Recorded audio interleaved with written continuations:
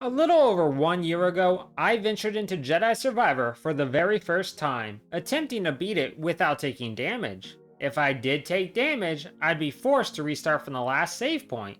After almost 77 hours and 1,649 resets, I chose to accept defeat at the time, deciding I didn't want to win if I couldn't showcase a tad bit more skill to get it done. Since then, I've beaten Jedi Survivor as a defense master, without blocking, without dodging, without my lightsaber, and with only my blaster pistol. After all that training, I finally felt ready to take on Jedi Survivor's no damage run yet again. This time though, I'm seeking to step it up a notch and make it so I must 100% complete the game, not just beat the story. This will be my first Jedi Survivor 100% run, and while I feel confident at first, I'd quickly learned this would be far more brutal than I ever imagined. I'll be utilizing Grand Master difficulty as usual, and the only rule is that if I take even a speck of damage, I must restart from the last save point, either by letting myself be killed, or the method I'll mainly use, exiting and coming back into the game. Let's not just survive, but prove Cal Kestis can thrive. Good news, guys! This time, when I fight the training starter fight, I actually don't get hit! Wow! A true pro, if I do say so myself. I can't stop the force damage of this shot, as it's the only mandatory one, and I do kill a good deal of Coruscant Stormtrooper patrols as repayment for that pain, but I have no excuse for getting hit by one measly bolt to the back after everyone else had already fallen. I especially have no excuse for failing twice against the security droid that ambushes us. Every single enemy, no matter how small of a threat they normally are all major threats when a light bump is enough to make me reset. Point blank explosions work as well. But knowing it's bad to be overly confident and making myself be cautious are two different things, as I found myself facing off with the Jedi Hunter, Ninth Sister. She spams the same couple moves, and she never rushes on any of her attacks, and yet that doesn't stop me from getting hit 7 times when I go for attacks before her combo ends. Or in the case of my final loss with her, a second from winning, getting overly eager dodging a move I've dodged 100 times before. Other than those blunders, a little patience will ensure that the Ninth Sister is a minor roadblock, and off Cal goes to find a prettier setting he can fear for his life in.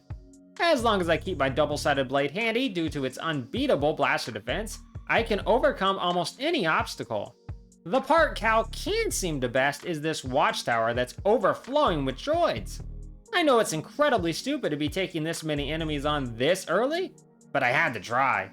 I mean, I didn't have to, and it never goes well, but I'm too dumb not to try. After they humiliate me enough times though, I get the message that I'm not welcome. Only for a chicken to play "Get down, Mr. President" with me, saving me from death by another chicken, but costing me another reset. I weep some more at my skill when I get hit twice after I take a detour to deal with the nearby Rancor. Sure, third time's the charm, but when the monster has about 5 or 6 highly telegraphed moves, plus I've already beaten it with just my blaster, then I feel ashamed not to beat him try numero uno. See, it's this arrogance that ends up getting a guy manipulated by a crazy old Sith, or crushed on repeat by a Biomall. I hate these things for how fast they are, with very little downtime between attacks. I can confidently say, to no one's surprise, that falls will be responsible for more failures than most bosses are. Bosses like Dark Jedi Dagan Gera. I'm not surprised Dagan lands a hit, but did it have to be so fast into the fight? I didn't even get a hit in. Good thing I let him kill me so I won't have to deal with a long, slightly interactive cutscene over and over. Maybe it would have been good motivation to not let him hit me 9 more times though. Dags is slow and precise with his attacks, but I've never been one to avoid taking a hit, or 7 when fighting him. I usually just rely on his inability to finish the job more than anything, but that tactic doesn't really work for reasons I'm sure you can gather. Just please stop hitting me right when the fight starts, Dagan. At least give me the semblance of hope so it's more frustrating for me when I lose. Thank you. I actually thought I'd win that time. Go slow, parry his methodical moves, dodge when he comes flying in, don't get ahead of myself, and it's not much trouble to win the fight, which in this game means losing the fight, because 4.5 of the boss fights in this game means exactly that. 3 of which against this self-absorbed lunatic. Guess that health bar is more of a can you survive bar than a beating bar. Suppose that gives the title, Jedi Survivor, extra meaning. One case of broken back to ensure I don't get too confident, and I'm off to Jeddah because I feel like getting some sand in my eyes. It's either that or getting backhanded by a big beast. Maybe blaster whipped by a flame trooper. Shot by a security droid after surviving waves of enemies no problem? Burn trying those same waves again? Platforming across a bunch of dangerous ruins just to fall a foot away from safety? Burned again? Fall again? Blaster whipped again? So many great options! I might as well do them all, and more. As long as I have the glorious goddess witch Marin by my side, I won't be adding Agony by Scryton or ATST to that list at least. Anakin's teachings about the failings of sand reached my ears at that point, and I knew I had to get away at all costs. From all dirt in general, so I fled to the shattered moon of Koboh, where tech reigns supreme. That tech is trying to kill me as well, but it's incredibly bad at it. Perhaps it's because my no damage run a year ago scarred me completely after being stuck here for hours, so this time I was super careful, planning every action out and taking 0 risks. Still managed to trip and get myself shot once when I'm almost home free, but that's nothing in comparison. Without blaster stance though, this would be way harder, and I'd have no clue how to get past these electric barriers and block the droids firing at me at the same time. The same does not go for the Raider Fort on Koboh. Sure, you need lots of defense to handle the waves of droids seeking to wipe Cal from the face of the... well, not Earth in this case. Face of the Koboh, I guess. But if I'm not properly aggressive, it won't take long for Cal to fall. Too much aggression though, and even if I beat the majority, I'll get boxed by a super battle droid, restarting my progress. So many droids, so much crying and screaming and running around in circles praying I don't get shot, while often ending up shot anyway. Also, I can have a bomber shirt. Worth it. Same goes for that watchtower that repelled me last time. Coming back, I succeed first trying clearing out the droids, only to get boxed by another super battle droid. I really need to get one of these in the ring and just hope Hugh Jackman doesn't show up to atomize it. Using my howling push to wipe out a bunch of the droids at the start, and mind control to get the one raider here to help me, I can take down the tower again after a few tries. All this pain for more health, that means nothing to me, and a hairstyle that will ensure Cal has a real chance as a barista. The worst part is forging a bond with these gliders, by mind control, only to be betrayed mid-flight. Really would rather vanish into nothingness than be my friend, eh? Well, at least you have something in common with all my other friends. Don't worry. Just like the rest, I'll track you down someday. Time to get squashed by giant cubes. I did other things too, I think, but the Flat Stanley treatment sort of makes you forget everything else. My return to Jeddah started off well, till I parkoured off a wall for little reason more than panicking that I would fall, which of course made me fall. Then I proved that without Marin by my side, I'm not nearly as capable in fighting giant scary sand arachnids. The same goes for the DT droid, but I'm never good at fighting these monster machines no matter what. Somehow getting hit by a simple scout trooper right after hurts more than anything that droid did. My spirit won't recover from that. Clearing out the rest of the Imperials here isn't any trouble, with the exception of a shield user that snaps my back when I lose sight of him, and a poke in the side from another unexpected scout. Even the Alpha Beast I hunt right after doesn't provide any sort of challenge. Z's been droid napped, but I'm sure she won't mind waiting an extra hour while I explore Koboh.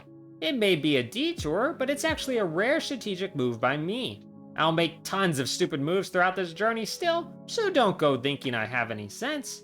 There's plenty of annoying beasts that block my way, and I do grow worried on reaching my destination of dealing with this large group of imps. Nothing a little mind control followed by an unhealthy dose of blaster fire won't fix. Note of warning though, don't try to kill the droid you just reprogrammed to help you. That's not only really uncool, but it will get you a well-deserved beating, resetting the progress. But try again, get whacked on the ground, and try one more time, and then you should be golden to search the ship wreckage and take the BD-1 electric ability. This will allow me to reprogram droids from afar as long as I'm not in combat, and I make sure to use it to take down this Imperial outpost full of defenders on my third try, only to fall in a dumb miscalculation and have to start it all over again. I'm so gifted at dumb, easily avoided mistakes. I think if I was a Greek god, that would be my domain. At least the next try yields success without any falls. I'm truly terrified though, as my final obstacle here is Rick the Door Technician. The fighting is brutal, and there's so many close calls. I blacked out repeatedly. I'm not sure how I won, to be honest.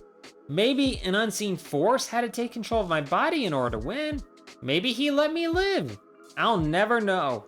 All I know is that somehow I miraculously survived Rick and found myself on the other side of the outpost. I did this section way too early, but I'm glad to have it out of the way. Now I can hurry to save Z. The fighting, for the most part, is actually pretty easy with how much the droids will wipe themselves out. If not, mind control or Bode can easily do the job for me then. This tactic, combined with some running away, makes even the large waves of raiders that assault us near the end a non-problem. I've already detoured so much that I'm sure Z won't mind me taking a bit longer to explore the ship for more rewards before coming to her rescue. She's fine, and even Dagan Gera comes in to congratulate me on my well-timed rescue. Getting hit 7 times is an odd way to congratulate someone, but we all have our quirks. I probably shouldn't have been rushing so much in the fight with him, but I admittedly had a Star Wars RPG session to get to, and the guy was holding me up. You get it, right? It's terribly inconsiderate of him. When I finally showed a wee bit of caution and fought him the way I knew to, with heaps of avoidance, Dagan's health plummeted under my careful attacks. We wished each other well until our next meetup, and then I'm off to bring a Mogu couple and a Garako matriarch down for the crime of existing. Jesus, Cal. For a guy who loves to call the Empire out for their violence against nature, you alone wipe out basically half the ecosystem of every planet you visit. Don't use the Force when you live in a glass house, buddy. Karma catches up quick to me in these caverns. This is the first true roadblock of the challenge, as these tunnels go on for much longer than I'd care for. I mean, to be clear, I normally think these caverns are cool, but when you have paper skin and glass bones, nothing is quite so cool as it is painful. The nice thing about mistakes is that you can do so much without committing one, but there's always another gleefully lying in wait even when you normally do that part over and over without trouble. A jump that I've landed tons of times, I carelessly missed this time. A fight where I see every move coming, my timing is slightly off. My guard slips, my luck doesn't hold, I'm too over-eager, I'm not fast enough. I beat the enemy, but I make one foolish final swing in my haste, costing me my footing. The enemy randomly trips on the ground, throwing off my timing and costing me another failure.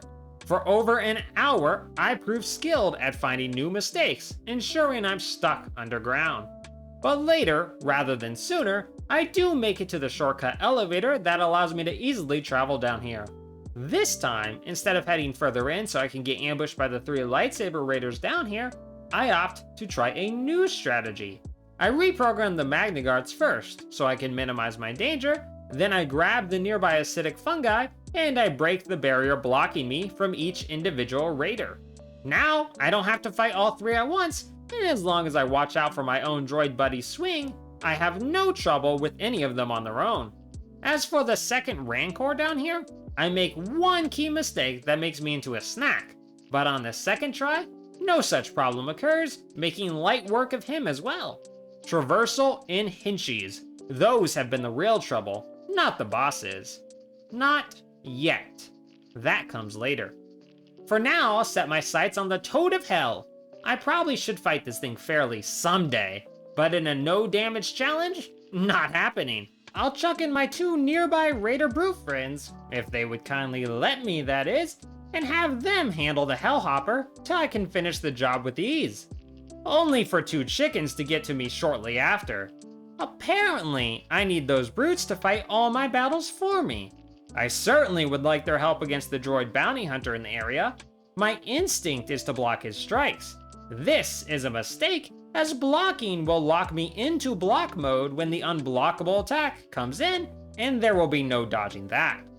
I don't have much experience fighting this version of Hunter, so I rack up the failures, but I'll come to dearly miss how easy this fight is in comparison to the Hunters awaiting me later. On the Shattered Moon, the rate of resistance isn't much to speak of, but it is embarrassing to make it past everything else and lose to a lowly battle droid's wild swing. 3 times in a row! I think I'm legally required to uninstall my game at this point, but I'll have to make it legal for me to continue. The sweet familiar feeling of Ravis's flail smashing into my skull the second his boss fight commences? Now that I'm used to, so I can accept that.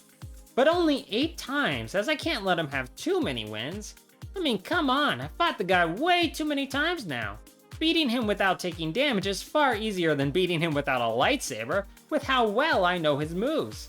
It even only took as long as it did because my brain fled the room at the exact same time, since I was terrified of getting hit, which led of course to getting hit, as opposed to proper dodging. Easy fix this time at least. Back to getting brutalized by random activities like this Force Tear, where I have to beat waves of enemies with my double lightsaber. Then lots of exploring that ranged from easy exploration to unexpected pain, but nothing too terrible beyond that Force Tear.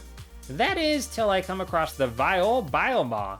Every other beast boss has been simple, not this one.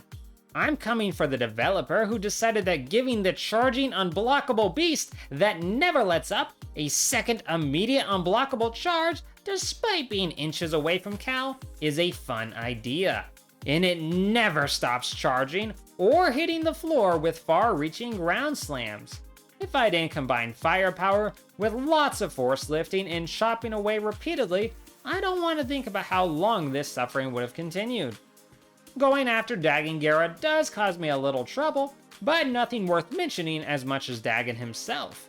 Now to be clear, my last no damage time with this fella took 5.5 hours to pull off and over 200 losses. This time it's only an hour 20 and 40 losses. But 40 losses! That's way more than any other boss by this point. Dagan doesn't even have many new abilities. I just insist on fighting him like I'm way better at this than I am. I know better than to engage Dagan in much close combat, but I foolishly insist on it anyway. Combine that with a nice deal of mistimed parries when he's spinning his blade around him, failures to get away from his bubble burst, and most frustratingly, almost winning but getting snagged by one of his little force bubbles. SpongeBob hits harder than that with his bubble blowing. Only when I show some restraint, keep my distance just like our second round fight, ensuring his clones are dealt with immediately upon entry, properly getting the parry timing down for his saber spin, and taking full advantage of my blaster, can I end Dagan's threat. I'll miss the guy. He always was so good at sticking around so I'd have a familiar, if murderous face to see, as long as I persevered. Sure, wandering the wilds of Koboh gives me plenty of murderous faces, like this trio of bounty hunters, but when I can easily lure them away one by one and take them out, they're not coming back. Neither do any of the mini-bosses on Coruscant, so we get no bonding time. I'm happy to come across the double Rancor boss fight at least. Familiar faces that want to kill me. Yay! I do take issue with the fact that they can reach through each other's bodies to kill me, and often, when I dodge one, I make myself an easy target for the other one. But the Rancors. It only takes 41 losses, one more than Dagan, to bring the duo down. Pretty good job by them for a boss that usually causes me so little trouble. I would have had them way sooner, but I'm the kind of idiot that, when super close to victory, uses Force Slow and immediately fires my weakest blaster shot, breaking the slow's effect and making myself an easy victim. I'm convinced my subconscious is trying to drive me mad. If I don't eliminate one so I can focus on the other, I can still do tons of damage, but having both aggressively hunt me down in their wounded state is a good recipe for getting grabbed and munched on. That lunge sucks because it's the best at catching me, but it's also my favorite move because it buys me 3 hits per lunge, really tearing their health apart until I can finally bring the mighty duo down. That finishes Coruscant for good, so I head to the Shattered Moon to engage in a Force Tear against 150 battle droids. Honestly, I expected worse. Sure, I lost 5 times, but I expected to lose dozens of times.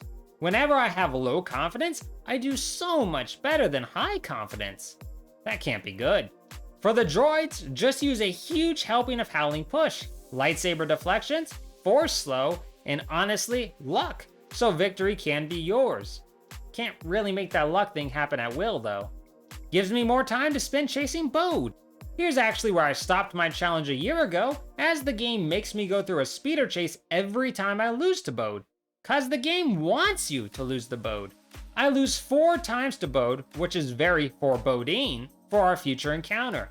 But by the final time, Crossguard's strong deflection burst allows me to keep my guard from breaking, and a few dodges later, I can strike Bode just enough for him to auto-win anyway.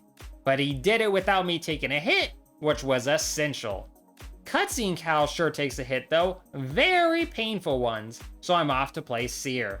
I'm very disappointed to lose as much as I do as Seer. She's quite powerful, but the sheer amount of blaster fire headed my way is often too much. I really wish they wouldn't fire when ready. Combined with the rocket launchers, I have to keep an eye out while constantly swarmed by baton wielders. Once I can make it to Marin's help though, it's a breeze. As for Vader, well, he's actually complicated. You see, during my first try, I smashed through him, never getting touched once. Except right before he'd be defeated, he force pulls me. I finished the job without thinking, but after looking it up, I realized that move does micro damage. It's too late though, and the chance to reload was over. So only one thing to do, I figure.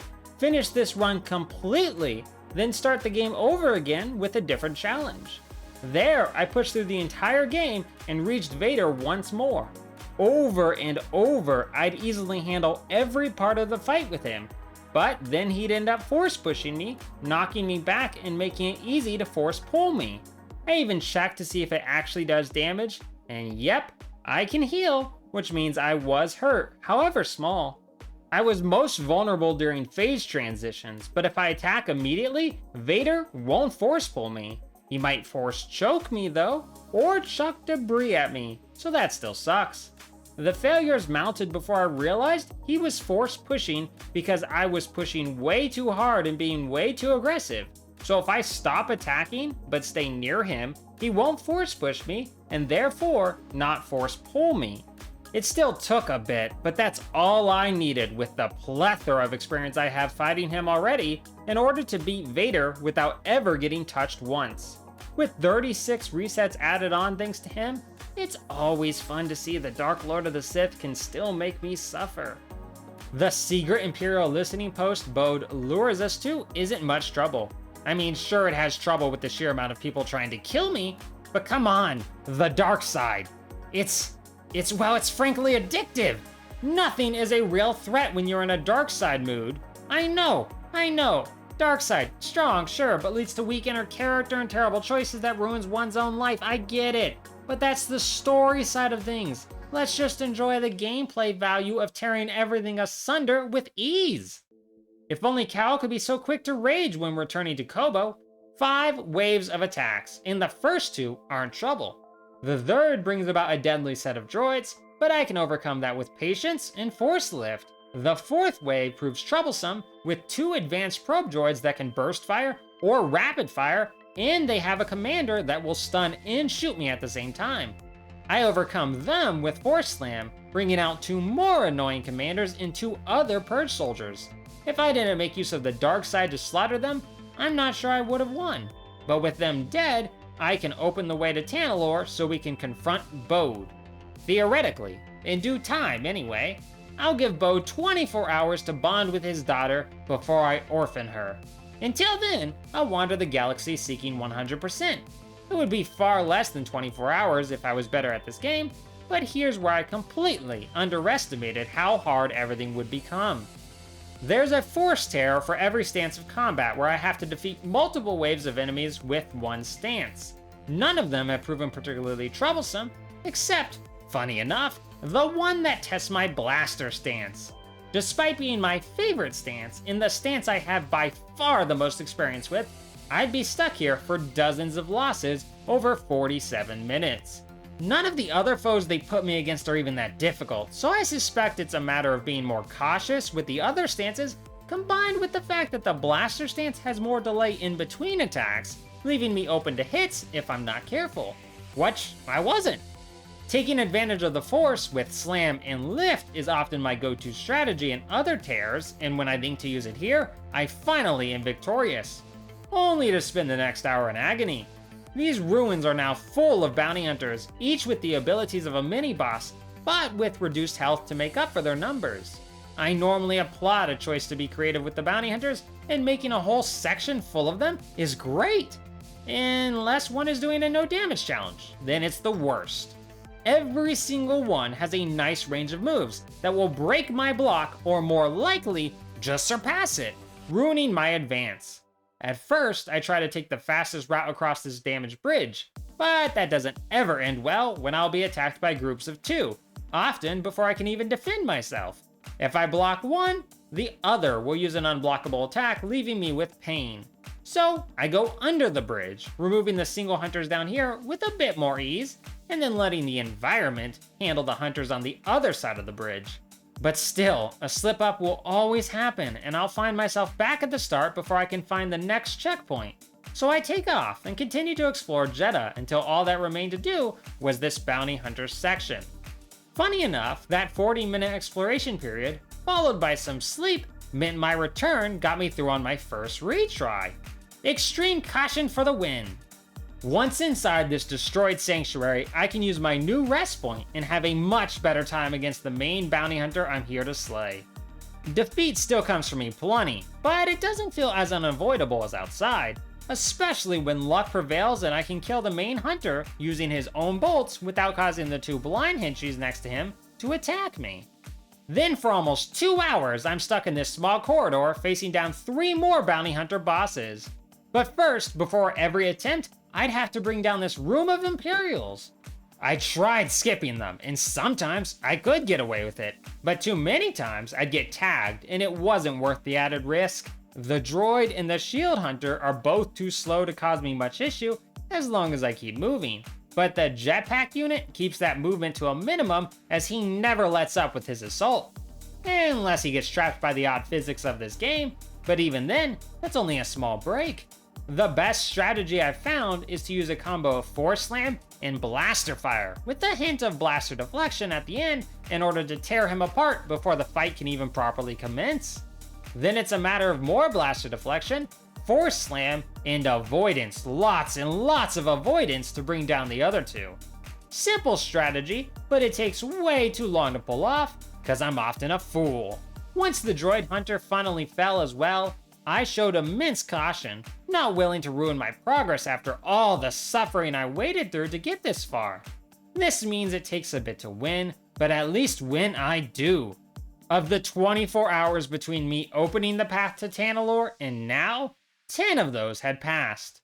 The next 14 I'd spend on Koboh, in the worst suffering the game has to offer.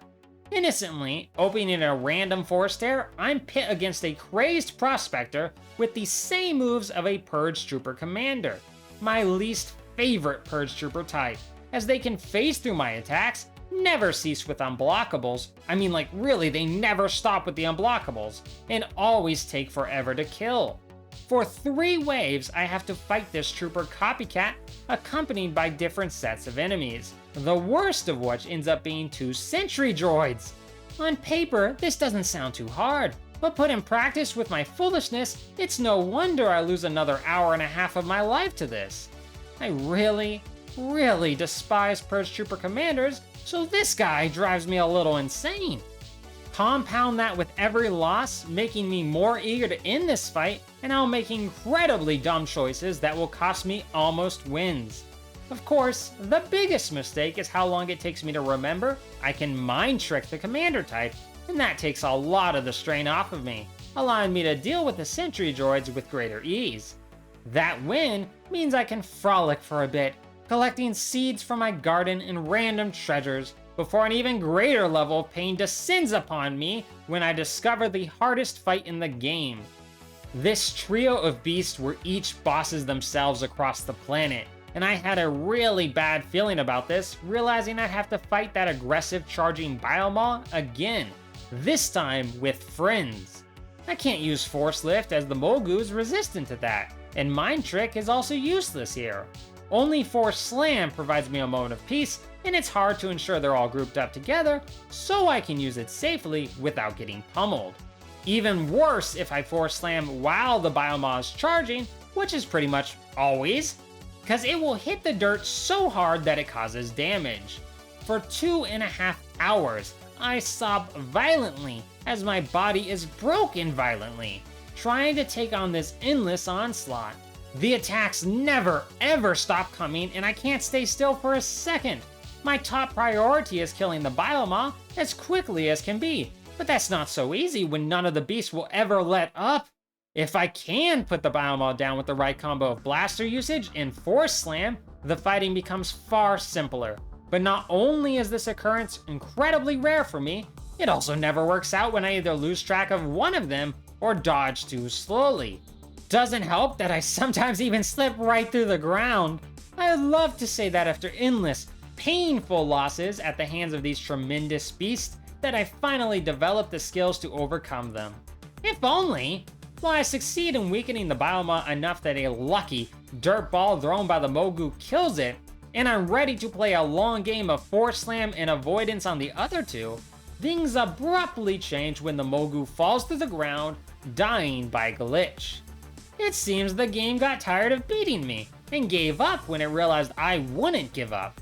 Don't think for a second that I'm too prideful to not happily take advantage of this sudden turn of luck and cautiously bring down the easiest beast from there. With that burden lifted, I collect the last of Koboh's items and remove the very last of the bounty hunters. This last group is filling up the old raider ship and using the raiders' help at that. Can't say I expected to lose when a room fails to load in, and I step into oblivion, because I hoped, foolishly, that it would do what it's supposed to do. This game hates me. Now, I've had plenty of losses in ridiculous ways that I'd never have seen coming, but I think being flung so fast off the shortcut rope without having to do anything is one of the worst, especially when it happens 3 times. As for the hunters, they're far less trouble than the Jeddah group, mainly because I can always lure them away to pick them off one by one. And even the pistol wielder I realize is far easier to handle if I use the cross guard's deflection, because that will keep her from using the majority of her unblockable blast. I still have a bit of a headache getting through, but nothing too bad, especially when I can pick off the jetpack trio waiting to ambush me and make them kill each other. I'm just glad the last big bounty hunter and her raider friend at the end aren't any trouble when I can send them flying off into the abyss. All the hunters now hunted down and this random raider mini-boss also sent flying, I can go meet up with Caij, the retired bounty hunter who helped me track them all down, just so she can reveal she isn't retired after all. Caij is on a whole nother level, somehow capable of deflecting my blaster bolts. Her shots tear through my block, and even Crossguard can't stop that. If I try any sort of defense, she's going to hit me. She's so good that if I try to practice and learn her moves for a second, she'll kill me before I can even see it coming. Her speed is something else, and I start to see failure at every turn. Until I remember the lesson the last bounty hunter I fought at this exact location taught me much earlier in the game. Aggression above all else. Force pull her and use Crossguard's sheer power to never ever let up. If I hesitate for even half a second, she will land a hit, and if I'm not on guard to dodge, she will parry and gift me a grenade to the face. I know it's the thought that counts, but some gifts aren't welcome. Finally, with some luck and constant pressure, Caij rarely gets a chance to fight back until she falls too. With Caij down, I collect the last of the treasures, ensuring I have completed absolutely everything else but the double-toed battle in Bode. Leaving Bode for last, I open the Force Tear and step into battle with the spawn of Oggdo and Oggi itself. These two are very dangerous, of course, and that's why I'll spend 3.5 hours fighting them. The goal is to only engage one at a time, because the more damage they take, the more aggressive they become. Unfortunately, finishing off just one is hard enough, and it takes over 70 losses just to take down one for the first time. Most of the attacks are simple to dodge, and there's no one attack that truly troubles me. Problem is, any of the attacks are cause for trouble, with only the powered lunge being the easiest to punish. If I do deal enough damage to either of the frogs, that's when the powered hopping will begin, which will deal damage to the area it lands in. So then I have to constantly be sprinting and ready to jump. I'm pretty much always sprinting and jumping around the arena already, as I refuse to meet the frogs on their terms, certain I won't be able to keep the defense up. Force Slam is still as useful as ever, but not for why it normally is. The bouncing ones are a little too buoyant to stay down, but it gives me distance, and more importantly, it refills my blaster shots, which is key to my combat style.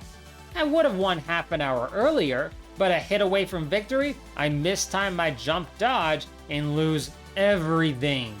I'd have preferred to endure Palpatine's Force Lightning or Anakin's flirting for an hour than that. Maybe. I'm only so resilient after all, so I might not survive that flirting. But if I stick to my tried and true patience strategy of mixing blaster shots with Force Slam, I can take both toads down with minimum danger to myself and achieve victory. That leaves Bode as the final obstacle per usual. Here's where, much to my surprise, I get my butt kicked. With everything I've battled against over the last 24 hours, I do the exact same thing with Bode as I did with Dagan earlier and become extremely cocky and aggressive, seeing him as far lesser of a threat in comparison. That senselessness means I don't fight Bode like I normally do, with cautious attacks, backed by Force Lift and blaster shots. Well, I do that as well, but much more than normal, I try to take on Bode in a straight-up lightsaber brawl. This means I'm introduced to moves I don't recognize, the worst of which is where Bode will dodge my attack and fire a single near harmless shot at the same time, which of course is enough to stop me. Add on to that his final phase has an unblockable force push that's tough to get away from, and I have my work cut out for me. That is until I forced myself to go to sleep, as I was definitely sleep deprived in my eagerness to end this run. Coming back, I'm much more cautious and sensible, meaning Bode is far less of a threat when I don't attack him, unless he's floating helplessly. As for his final phase, simply keep the distance at all times, and he won't be able to catch you with anything except the Force Pull, that leaves him vulnerable for 2 free hits. A Force Pull I fear did damage when the screen flashes red, but the easiest way to tell if it does is try to heal, which I can't, so I'm safe. That, and I looked it up just to be sure, but I'm still safe. Bode falls to his own aggressive Force Pull, and after scanning the last bit of Tanaloor's information, I head home to buy the only things in the game I'm missing from Z. With one final chat with all of Cal's friends and family, we can say huzzah! After 66 hours, 3 minutes, and 1,152 resets, I've beaten 100% of Jedi Survivor without taking damage. If I ever even joke about doing a no damage run, where I'd have to restart the entire game every time, you have my permission to maroon me on a remote island. In fact, now that I think about it, being marooned on a remote island sounds like a great plan, so I'm gonna do that right now anyway. Thank you all so much for watching, it means the galaxy to me. May the Force be with you, and always remember, keep it greasy, my friends.